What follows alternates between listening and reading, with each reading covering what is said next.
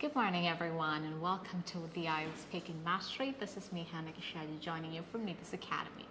Yes, how are you all doing? Are you all doing good? And it's a beautiful Monday morning, and it's the best time to learn and practice. Shall we begin? Before we begin, I'll tell you what we'll be doing today. We will be practicing part 1 questions as usual. Part 1 questions on maps, clothing, and things like that. So I'll show you the question, I'll show you the answers, and we'll discuss and we'll find different ways of answering it. And we'll also focus on the intonation, the rhythm, the flow, everything, and every aspect of that, and all the 4 assessment criteria, and how we can answer a question very easily by also keeping in mind the assessment criteria. So how can we actually do it, and do we have to put in a lot of effort, or how can we do it in the easiest way? So we'll be dealing with such things, and we'll be discussing those answers, and I would also want you to answer those questions here so that I will be able to help you. I can correct your answers if you're making any mistakes, so feel free to comment your answers, and let's make this an interactive session. Okay, so I think without wasting much time, let's begin. We can begin. Okay, so I'll show the questions on the screen. You'll be able to see the questions on the screen, and then we'll be discussing the answers. Okay, so part 1, as you know, you have to answer part 1 questions with 2 to 3 sentences, and it's much easier when compared to part 2 questions, I would say. Part 1 and part 3 are actually easy for most of the students, so you just have to answer with 2 to 3 sentences, and you have to always remember the 4 assessment criteria, like the fluency and coherence, lexical resource, then grammatical range and accuracy, and pronunciation. These are the 4 important assessment criteria. You should always keep those things in your mind, and if different people have different students do have different level of fluency and proficiency with their vocabulary and everything. The proficiency is different, but most of the time we need a band score to go abroad to study or to work, and we have to push ourselves to that band score. So what do we actually have to do for that, and all those tips will be mentioned here. So one of the things I can share with you is that you should always understand learning a language, working on a language, improving a language always takes time and effort. I remember last day in one of the classes I was taking, a student came in and told me, I don't seem to improve. I don't have my score. It was a different test, okay? So she said, my score is just 6 or 7, and I need to be getting 22. So I just asked her, are you doing what I asked you to do? Are you practicing? Are you going through the materials and things like that? And she said, I don't get time for all that. So if you don't invest time, you're never going to see a return. So the most important thing that you need to have for this is time. Okay, so the thing is, none of us have time, or in other words, we all have time. So if you look at it, it's all about our priorities, what we actually need. If you think this is very important, getting this band score is really important to go abroad to study or work, then you have to make practice your priority. If and only if you make practice your priority, would you be able to see a difference and a change. Okay, so shall we begin with the questions? Yes, I'll show the questions on the screen and we'll start discussing. First question, do you often use maps? That is our first question. How will you answer this question? Try answering it in the comments. So here, if you look at this question, you understand there are just 2 words that you can make that have synonyms, right? So one word is maps, the other is often and use. Do you often use maps? Do you is the question part. So how will you start answering this question? You can start it by saying, simple way of, if you are really struggling to form sentences, to make sentences, you can start with, or if you're somebody has problem starting answering a question, starting an answer, and then you like, once if I get the start, then things just flow. But I don't usually get that start, and that bothers me, and that's troubling me. If that's how you're feeling, you can simply say, I'm not saying you would get the same marks as someone who would go for a synonyms and different way of sentence structure would get, but you can survive. These are like survival techniques. I'm telling you the survival techniques. So if you're someone if you're going for UKV or something like that, and you can barely make sentences, I think I need to address those type of students as well. And you need to somehow make things happen. If that is the case, you go for, I often use, just put an I and make it, I often use maps or something like that. I often use map. I very often use map. I always use map.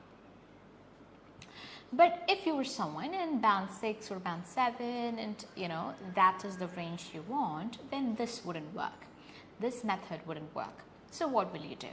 So you have to do something like, I always use maps. I'm someone who uses map all the time because I can't survive without map. I'm really bad at directions.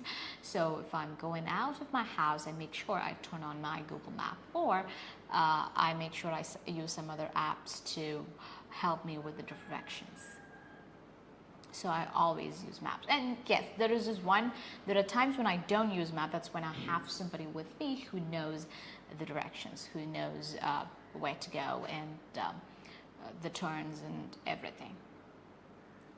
So it's an easy way of saying. So one thing is, you have to focus on the fluency and coherence. Okay, your answer has to be in logical order. Then you have to have that flow. So writing and learning speaking wouldn't work. Speaking can be improved only by speaking. So even if you're learning the answer of this question, you're watching and learning, you're listening and learning. That wouldn't work.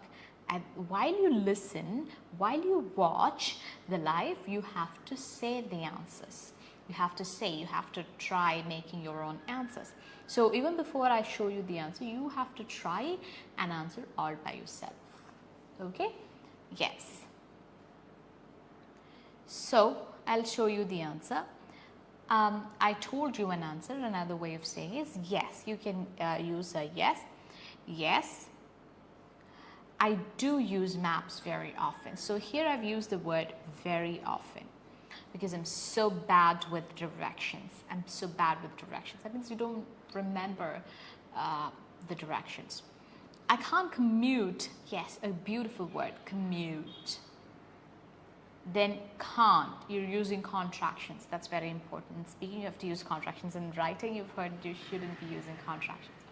But in speaking, you must use contractions. I can't commute to different, unless you want to stress that point.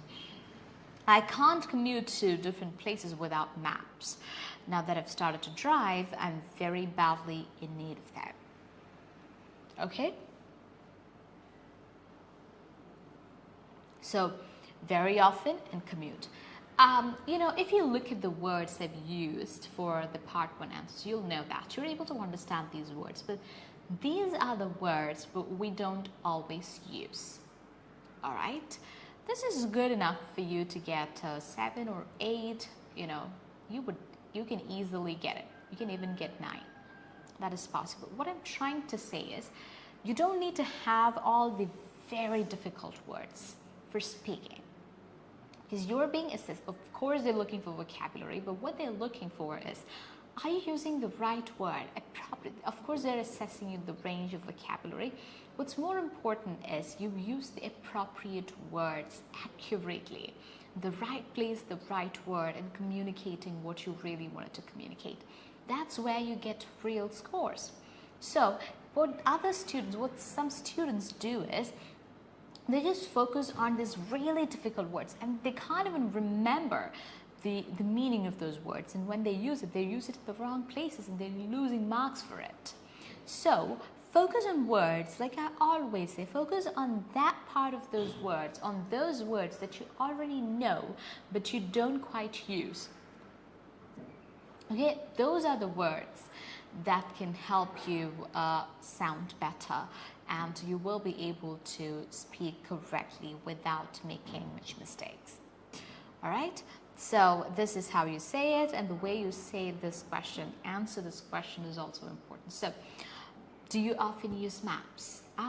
Yes, I use maps almost all the time because I'm really bad with directions, and I can't actually commute to any place without maps. So every time I get out of my house, I make sure I turn on the maps on my phone. Or there can be times when I don't use maps. That's when I have somebody with me who is good with directions. So yeah, I use it all the time. I'm completely dependent on maps. Okay? I'm saying this in a different way. There are any number of ways in which you can say it. So just train yourself for that. There is no right answer and wrong answer. Is it clear? Shall we move on to the next one? Do you use paper maps? So here, paper maps, you can't quite think of a synonym for it. Use, again, you can't quite think of a synonym. So what will you do? You can use those words, but change the word order. You can either say, I don't use paper maps anymore, but I remember using them back in school when I had to do some assignments or projects. Now that I'm a grown-up, I don't really need to use them, so I don't use them. I depend on digital maps that are available on the phone, like Google Maps and things like that. So I don't use them anymore, but I miss those days when I used it.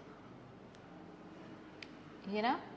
Or you can say, yes, I do use them because sometimes I feel like you get this connection when you're using a pen and a paper. So I use paper maps to mark some areas, to learn about the directions in different places and stuff like that.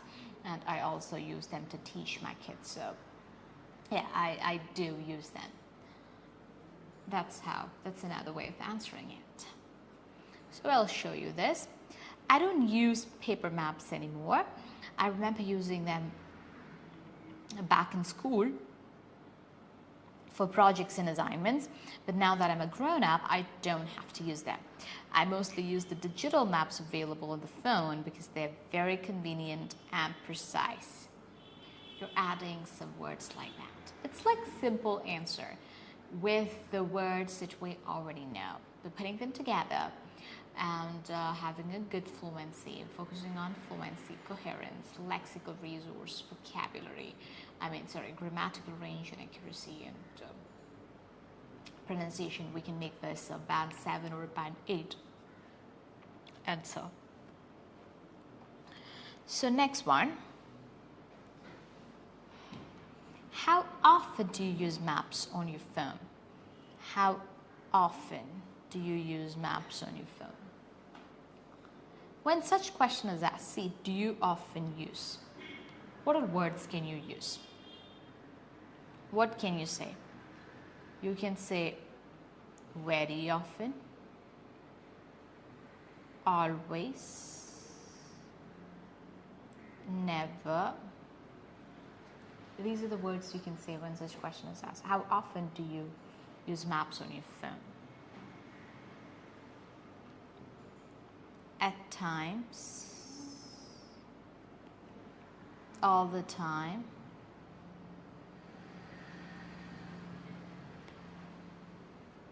these are the words you can use for how often do you use maps on your phone. I use the maps on my phone almost all the time because they're very convenient and very precise, and since I'm bad with directions, I need a map every time I go out, and the Google Maps on my phone come in handy, so I use them almost all the time. Okay? I use them whenever I go out. Here you see, instead of saying I use them all the time, we've used something like I use them whenever I go out. Whenever I go out. Because as I mentioned earlier, I'm so bad with directions. I can't really navigate without maps. Navigate. And the ones on the phone are very easy to access and convenient.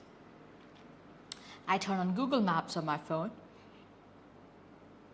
Easy to access and convenient. I turn on Google Maps on my phone every time I start from my home. Every time I start from my home. So how often do you use maps on your phone? I use the maps on my phone every time I go out because since I'm very bad with directions, I need the help of maps, and the maps on my phone come in handy and they're very convenient and very easy to use. Yeah, so you can stop with that. Okay, that's how you can answer this question. Now let's have a look at fourth question. Look at it. Do you have maps at home? Simple question. How will you answer it? You can say, I don't actually have maps at home because we don't use those kind of maps. We live in the area we were born in, so it is easy for us to commute to different places even without the maps. So we don't have maps at home, and no one in our home is actually going to school now, so they don't need it as well. So we don't keep maps at home. You can answer it that way, or you can also say, do you have maps at home? Yes. We do have maps at home. I've kept actually 3 maps at home. Those were the maps my dad got me when I was in school. One is of India's map, the other one is of Kerala's, and one is of the world. So we have a world map, we have a map of India and Kerala's map at home. Those were bought so that I would be able to learn different districts, countries and places. So, but I learned a few of them and I've kept it for a memory in my cupboard. This is one way you can answer this question. Let's see how it is answered. Yes, I do have maps at home. To be precise, 3 maps that my dad got me when I was in school. One is a world map, then a map of India, and one of Kerala. They're quite old now, and I've kept them safely in the cupboard and as beautiful memories of my school days. I don't use them anymore. Okay? A simple answer.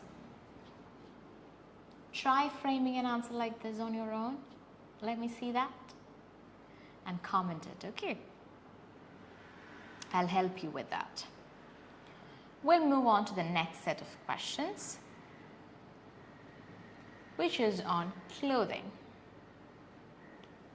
Clothing. Let's see.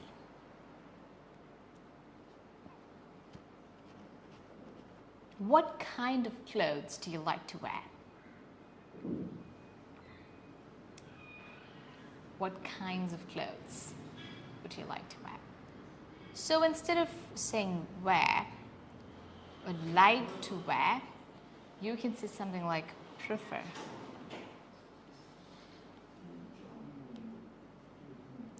What kinds of clothes? Type of clothes.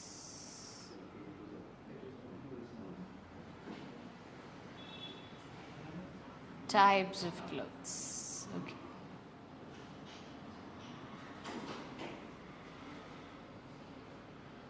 Types of clothes. Instead of kind of clothes, you can say types of type of clothes or types of clothes.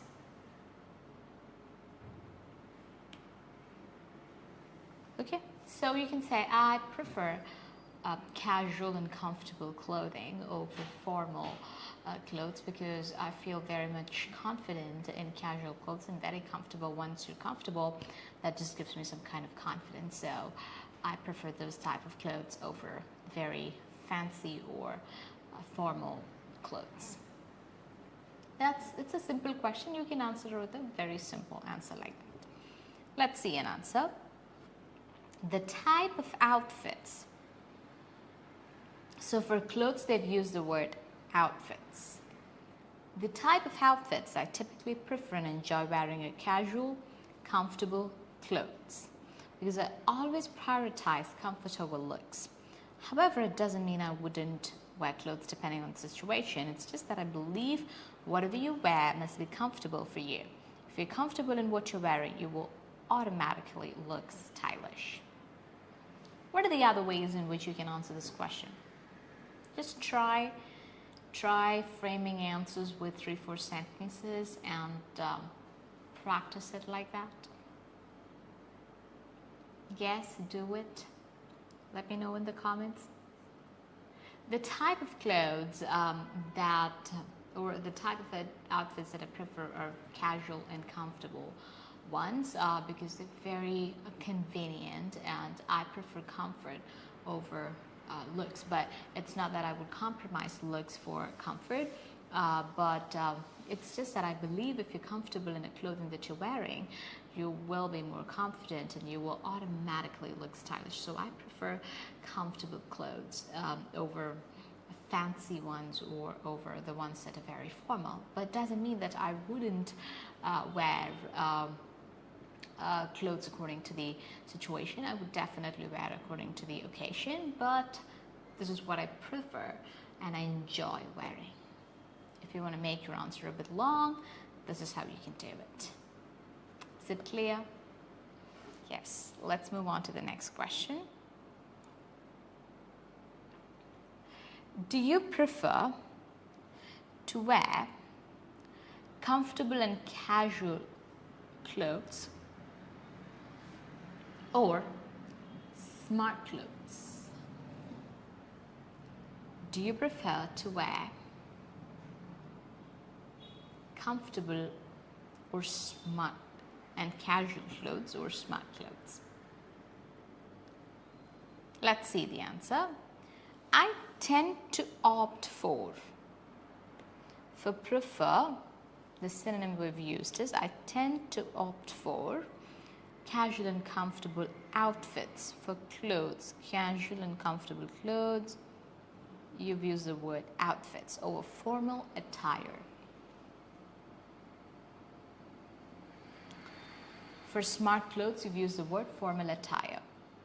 Because of the very reason that they're very comfy and it gives me confidence when I'm in comfortable clothes. Also, casual, comfortable clothes are way cheaper than formal attire. However, if I'm going for a business meeting or formal function, I would wear formal attire. So just mentioning what you would do if you have to go for a formal function. I tend to opt for, instead of saying I prefer, I tend to opt for a casual and comfortable outfits over the formal or smart attires because if I'm in comfortable clothing, I feel more confident and I think I would look more stylish if I'm more confident in what I'm wearing. But if I have to go for some kind of formal meeting or something, I would go for formal attires. And there is one more point they've added also, casual, comfortable clothes are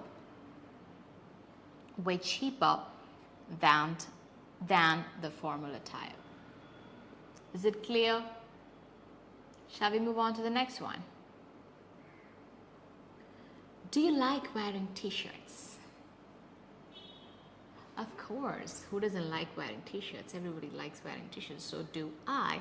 T-shirts are very comfy and I prefer the oversized ones because they look very stylish and comfortable. And another advantage of the t-shirt is you can style it in different ways with different pants and skirts and different kinds of clothing and jackets and everything. So it's very versatile and very comfortable and stylish. So who wouldn't want to wear? Who wouldn't like wearing t-shirts? You can answer it in this style as well. I love wearing t-shirts because they're very comfortable, stylish, and cool. I mostly wear them when I go out with my family or friends or on trips. Or when I go to classes, you can add different types of points with it. I said you can style it in different ways. Here we've added points where you're saying when you wear it, like with whom you actually wear it. I wear t-shirts to all those places where it is okay to wear them. Okay? So that is about the third question on clothing. I hope the part is clear. That do you like wearing t-shirts? That's the question. So you're saying you love wearing t-shirts because they're very comfortable, stylish, and cool. You mostly wear them when you go. So when do you wear it?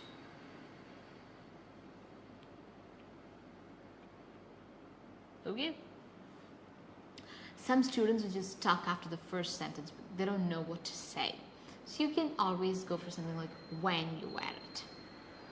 Okay? When I go to classes, I wear t-shirts to all those places where it is okay to wear them. When or where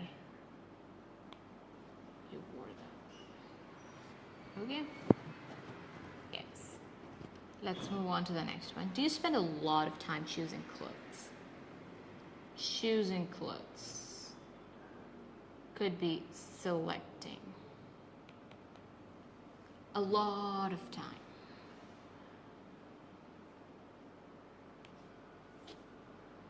Okay.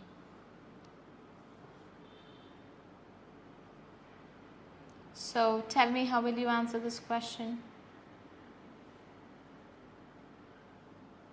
Yes, tell me.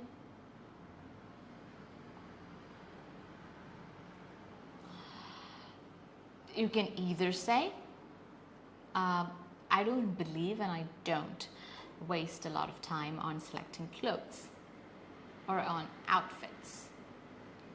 When I go to a shop or when I'm selecting clothes from my cupboard, wardrobe, I have this clear conviction about what I actually want, and I would be going for, I'll be going for that clothes, and I'll be picking it up and I'll be coming back. So I don't waste my time on doing some foolish things and wasting time. So you can say something like that you don't waste time. But if you say, I'm someone who spends a lot of time, or I'm someone who takes a lot of time to select different outfits, whether it be from a shop or whether it be from my own wardrobe. I'm always confused when it comes to clothes, and I have different ideas when I see clothes, and sometimes when I go out for shopping or if I'm taking a cloth from my cupboard, I have this feeling that I need to take more than one with me, like to wear or to buy, but then I'm not able to, and then I keep thinking about which one is the best, and that's how I lose a lot of my time. You can say like that, or you can say, I don't waste a lot of time selecting clothes because I would have an idea about what I want when I go to a shop or when I'm taking clothes from my own cupboard or wardrobe. So I go for that one and I pick it up and I do my thing. So I don't waste my time selecting one of the clothes. Let's see an answer. I do spend a lot of time selecting clothes.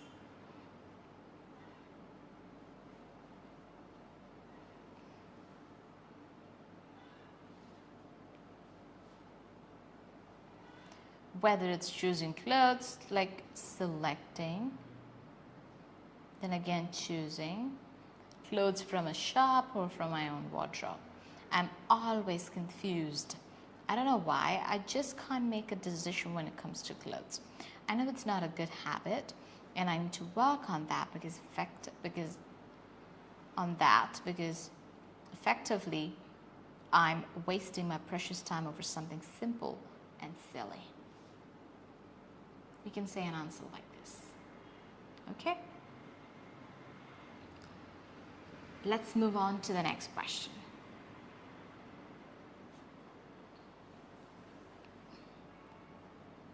I don't spend much time. So here is like the opposite way of answering this question. I don't spend much time selecting clothes usually, because if I'm going to buy clothes from a shop, I would make a plan of what color, type of material, and design I need, and I pick one. If I'm selecting clothes from a wardrobe again, I always know what I want to wear, so I just pick. Since I already have an idea about what I want when it comes to clothing, I never have to waste time choosing the clothing. Okay? Yes. Now let's move on to musical instruments. Let's hear. Let's look at the questions and try making answers for it. First one, have you ever learned to play a musical instrument? Have you ever learned to play a musical instrument? How will you say? How will you answer this question? Tell me.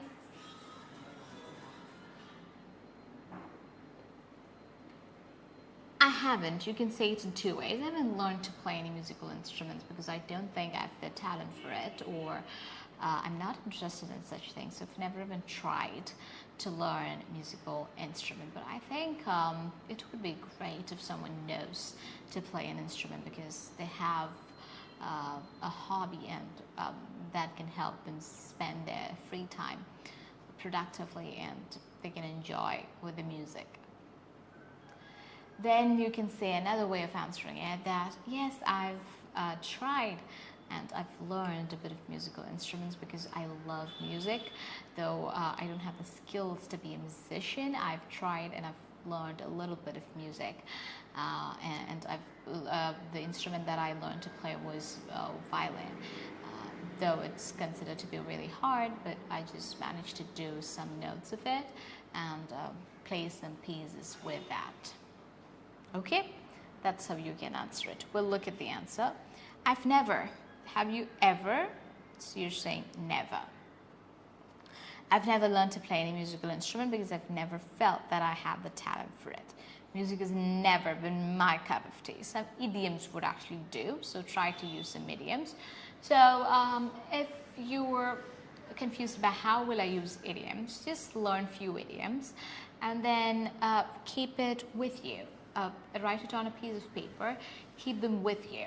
And when you're answering questions, see if there is any place where you can include it in the most natural way.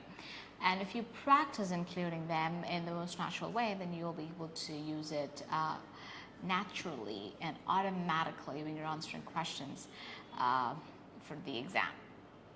So music has never been my cup of tea. I don't grasp the notes and all the technical aspects of music. Also, learning musical instrument requires a lot of patience, which I don't have. But I truly wish I could learn one someday. Okay? Let's look at it. And the second question. What musical instruments do you enjoy listening to the most?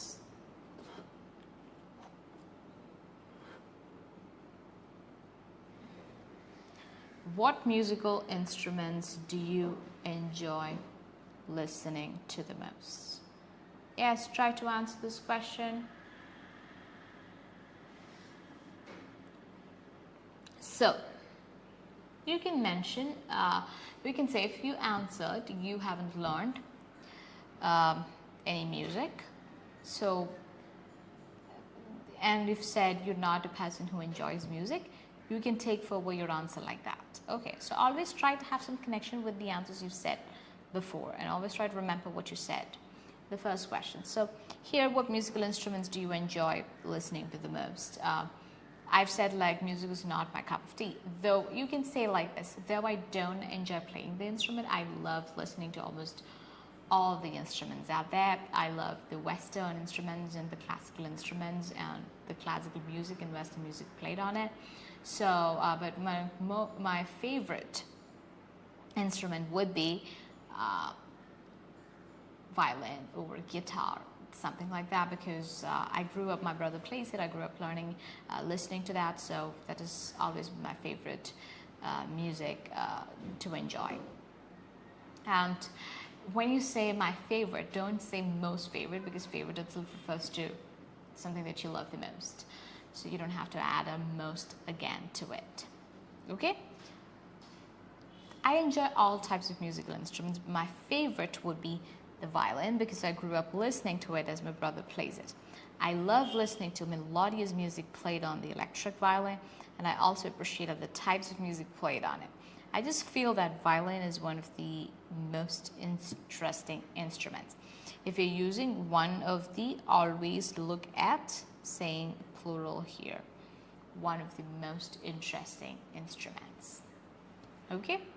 Shall we move on to the next question? Do you think children should learn to play an instrument at school? You can express your opinion. You can have different opinions. You can either say, I think students or children or something, some other words for it. Don't use kids because it's too informal. I think students should learn at least one instrument at school because it helps them love and respect art more and make their lives beautiful, and it will help them grow as individuals, as people, and as very sensitive human beings. You can say like that.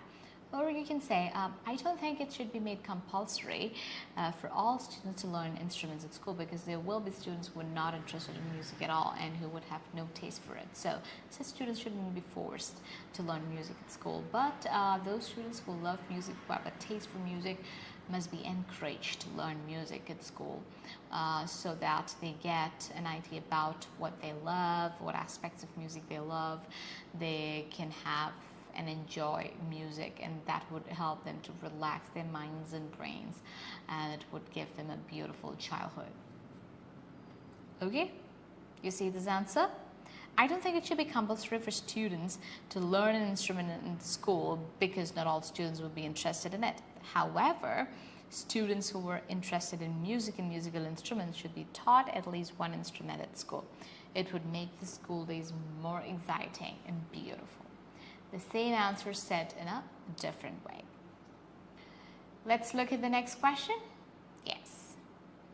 Do you think music education is important for children? Do you think music education is important for children? Yes. I think music education is important for children because it gives them an idea about art, the finest form of art, and it will also help them relax their minds and stay active, and it would improve their concentration and focus. So I think music education is important for children.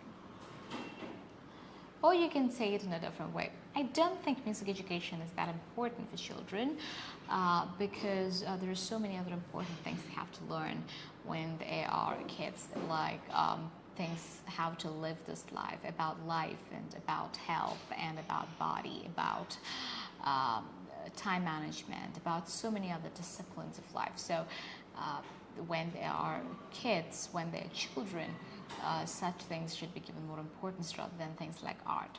If you have a different opinion, you can express that. Okay? You can express your opinions. Of course, music education is very important because it has so many benefits. It helps students to relax and appreciate music as an art form. Additionally, it helps to reduce stress and makes the learning process simple and enjoyable. Is it clear? Yes. Now I'll show you a few more questions. Okay? Try to answer them. I won't show you a sample answer, but I want you to answer them. Hi, Christian Shaju. Good morning. Try to answer this question. Do you like to stay in a place with a lot of noise? So when this is asked, you can use words like love, hate, etc.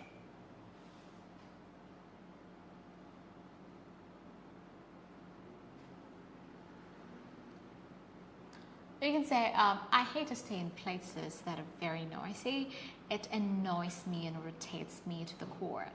and I prefer silence over these noisy, disturbing places. Simple answer. Stay in a place with a lot of noise. Or if you want to add some more information, you can say something like, I hate when I'm in a traffic jam and everyone is honking, and I also hate being around places where the construction is going on, because the noise just literally annoys me. It can just get on my nerves. Okay? Yes. Next question.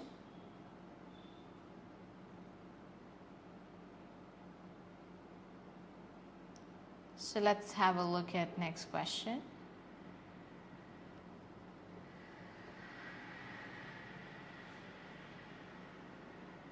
What kinds of noises are there in the area where you live?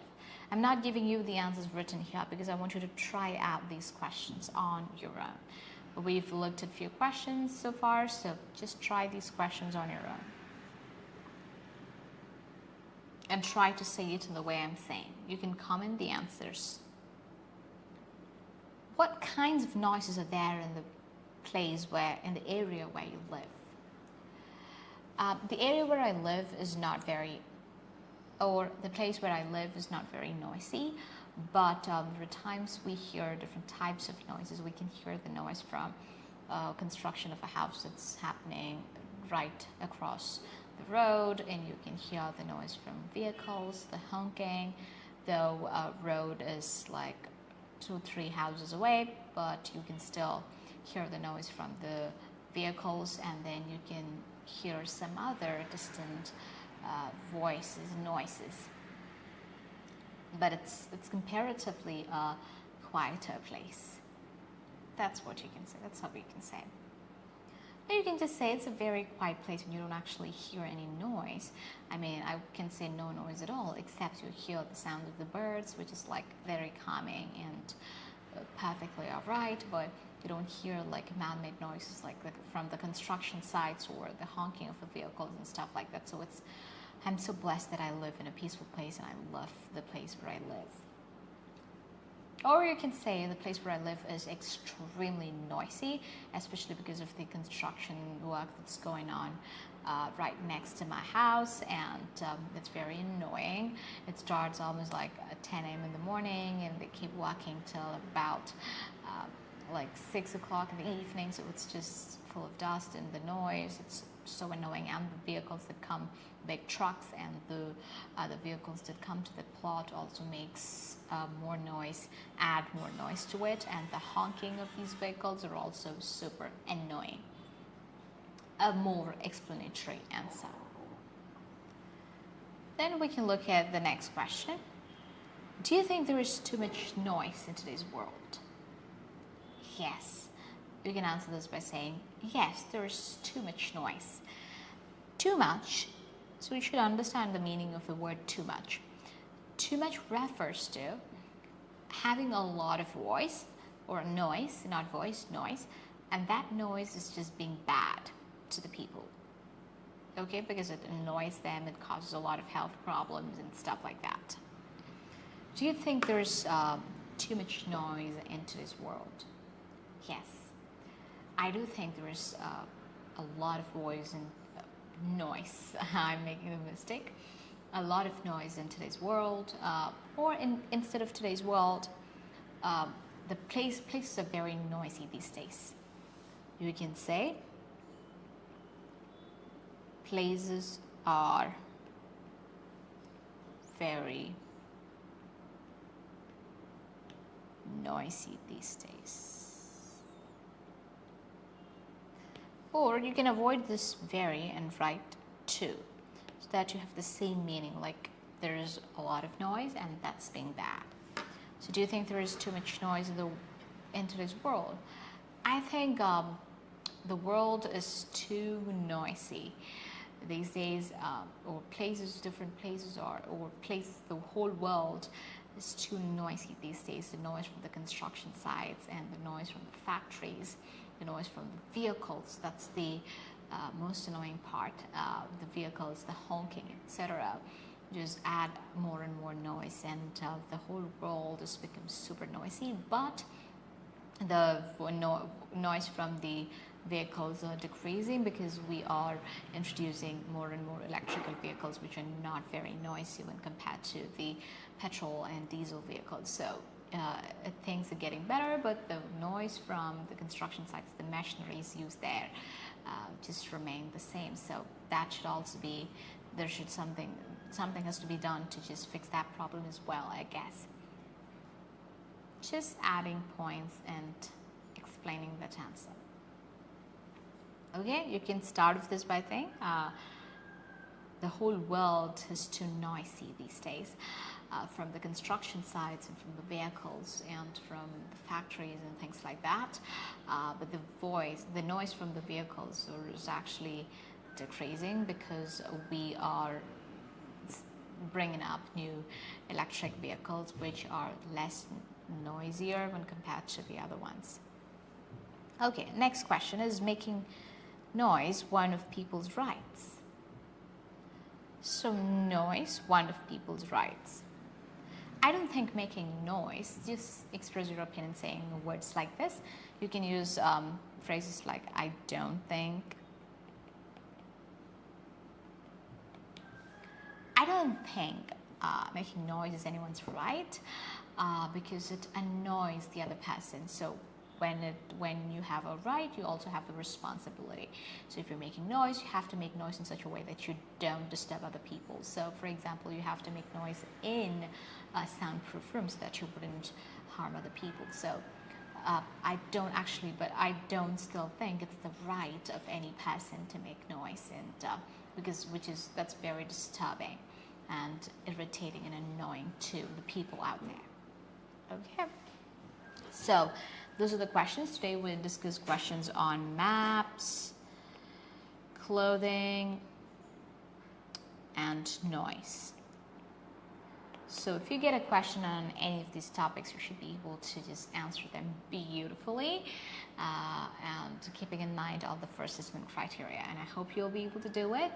And I'll come again with yet another type of questions on the IELTS Speaking Mastery on Monday at 10 a.m. Stay tuned. Bye-bye. Take care and have a beautiful day.